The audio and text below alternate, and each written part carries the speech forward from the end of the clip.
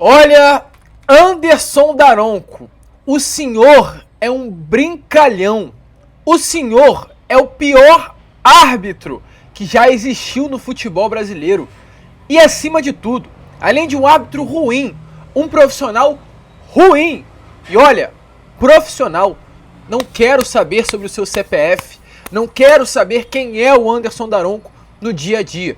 Mas dentro de campo, o seu trabalho é assombroso, Daronco. E além de um trabalho ruim dentro do futebol brasileiro, pois se não fosse ruim, você não teria sido, dispensado, ficasse um pouquinho, tivesse que ficar um pouco afastado, após errar no jogo contra o Corinthians, na partida contra o Santos na Neoquímica Arena. Você foi afastado de tão ruim que é.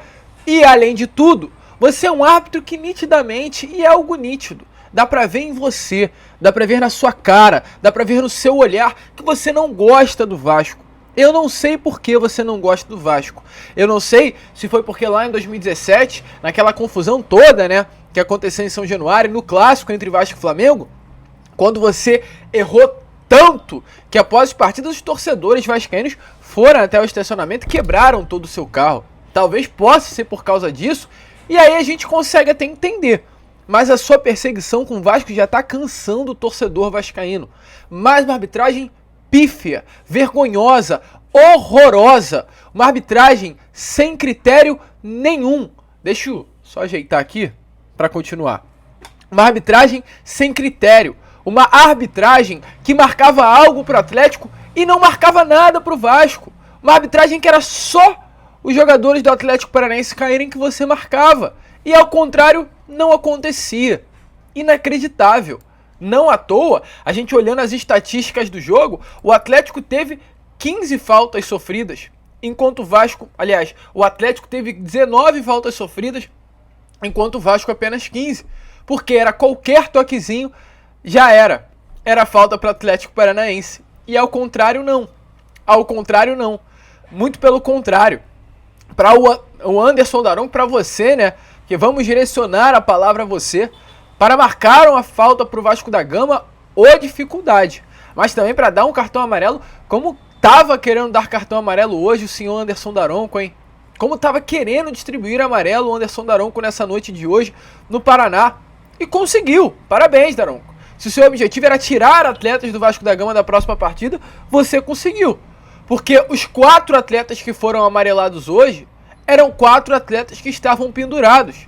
Ou seja, 4 jogadores que não entrarão em campo na partida da próxima terça-feira contra a equipe do Corinthians de São Januário.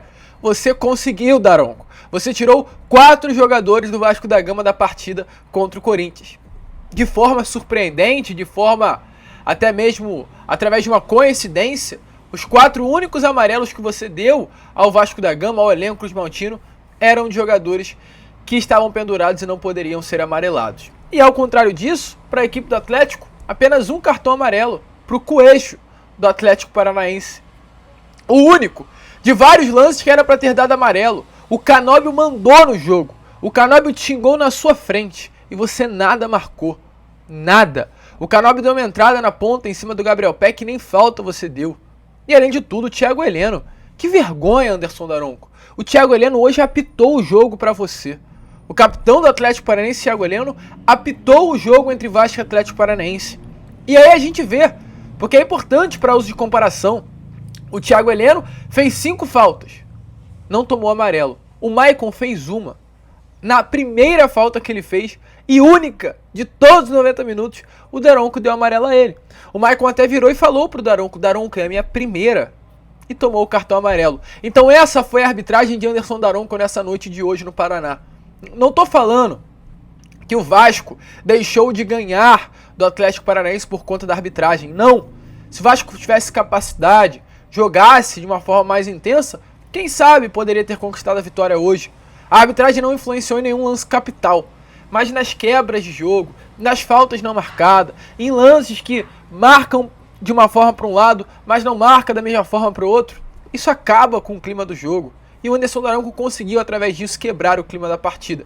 A arbitragem péssima de Daronco. Péssima. Só não tão péssima para mim com relação à atuação de alguns atletas desse elenco do Vasco. e principalmente do Praxedes. Não tem condição. Não tem condição. Ramon Dias, a gente é um técnico que elogia muito. E eu, independente do que aconteça nesse ano, e volto a repetir, como o próprio diz, o Vasco não vai cair, não vai barrar, o Vasco não cai a Série B do Campeonato Brasileiro, mas independente do que aconteça daqui até a partida contra o Red Bull Bragantino, no momento em que o juiz apitar e fechar o Campeonato Brasileiro, eu não vou criticar Ramon Dias. Porque com ele o Vasco tem 42, agora após o empate. Antes dele o Vasco tinha 9. Então não tem por que criticar Ramon Dias.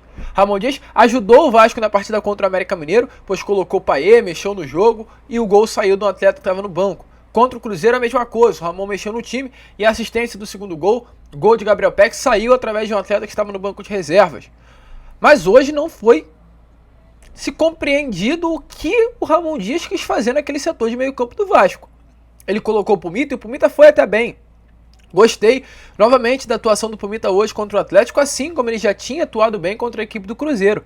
Mas o Praxedes no meio de campo, não tem mais como insistir nesse jogador. Esquece Bruno Praxedes, esquece esse atleta, de verdade mesmo, na boa. Não dá, não dá. Um atleta que é prejudicial ao sistema de meio campo do Vasco. Um atleta que não tá jogando bola, um atleta que não tá conseguindo desenvolver um bom futebol. Hoje o Praxedes entrou e o Vasco caiu de qualidade.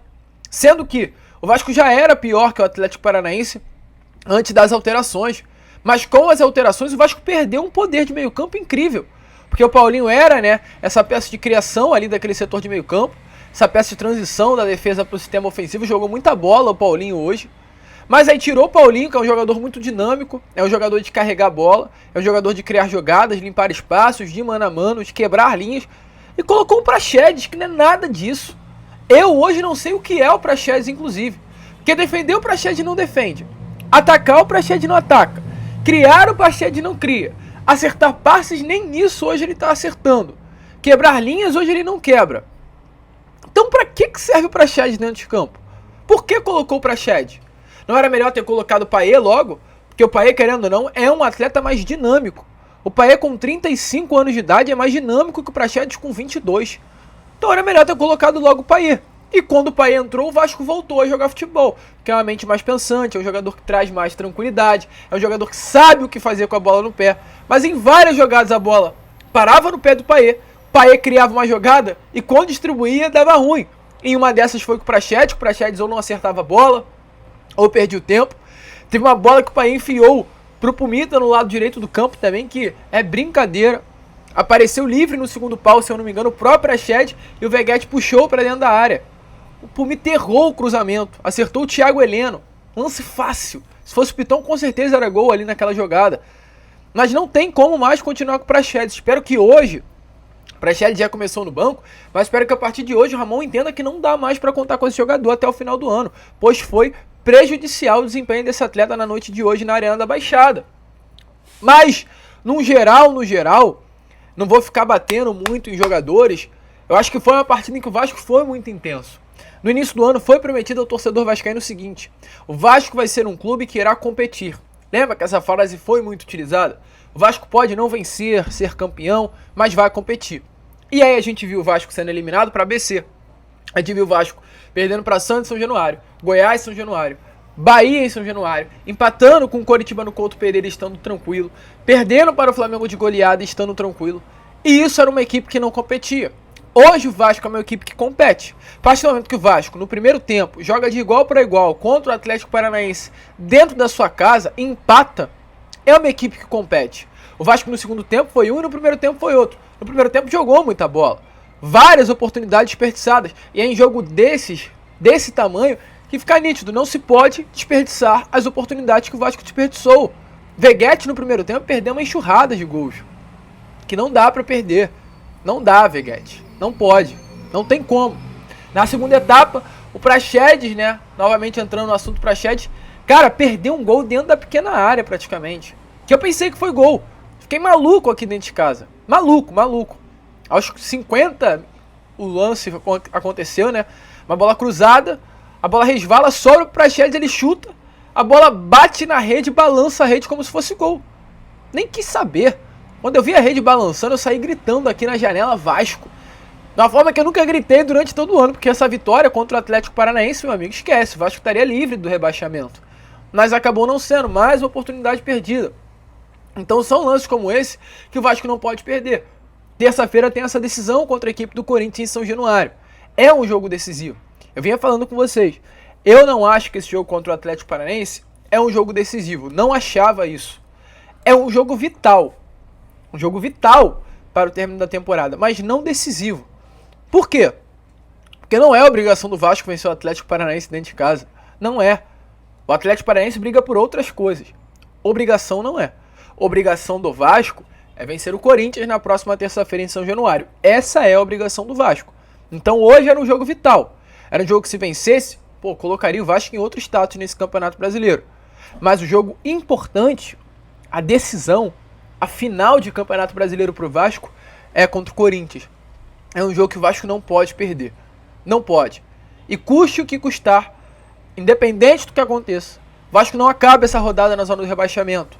Como o Vasco empatou, o Vasco hoje ultrapassou o Bahia e ainda ultrapassou o Santos na tabela do Campeonato Brasileiro pelo critério de saldo de gols. O Vasco tem menos 8, o Santos tem menos 18. Então o Vasco vai à 14ª colocação, está dentro nesse momento da zona de classificação para a Sul-Americana de 2024. O Santos tem os mesmos 42 pontos que o Vasco, enfrenta o Botafogo no Newton Santos neste domingo. O Vasco ultrapassa o Bahia, que não entra mais em campo nessa rodada, mas tem o Cruzeiro, equipe que ainda pode ultrapassar o Vasco. O Cruzeiro só joga segunda-feira contra o Goiás na Serrinha. Se o Goiás vencer, o Goiás vai a 38, continua vivo na Série A do Campeonato Brasileiro e trava o Cruzeiro, o que para mim é o melhor resultado.